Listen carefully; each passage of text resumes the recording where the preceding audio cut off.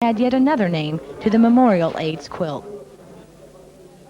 Historically, many Russians have trusted in the power of healers when conventional medicine had let them down. Every community has its healer, and every healer has his method. Destroyed, deserted towns, buildings and whole settlements burnt to ashes. A catastrophe for refugees searching desperately to find a roof over their heads. Wars, death, misery, turmoil. A tragedy not only for individuals but for entire nations. This is the terrible price for the new life after the breakup of the Soviet Union. Confused and disoriented, thousands of people were driven into the streets in violent protest. Many crossed the boundaries of reason and sanity. In outbursts of rage, violence and destruction, they destroyed not only everything around them, but also their inner strength and their spirit. Hundreds of people who have lost everything are making their way to a house on the outskirts of Moscow. Their last hope is behind that door.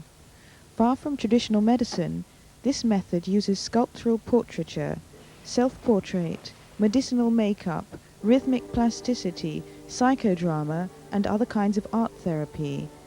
This method is the result of almost 20 years intensive research by one psychotherapist, Nazlояне. Наш больной – это человек, утративший все человеческое. Our patient is a person who has lost all of man's self-dignity and worth. But there is a possibility to have a chance to be new again. When I create a sculpture of a patient, every artist knows it for sure, that I love my patients much more than myself. If not, my profession will punish me, because it will not be a creation. We work by inspiration, and can create for 3 minutes or 3 hours. The longest session was 60 hours. All of my patients are like a work of art for me. Each one is unique to me. The advantage of this method is that it is possible to treat patients with psychoses which have never been treated successfully in the world before. However, for successfully treating a person, treatment must continue for at least 2 years.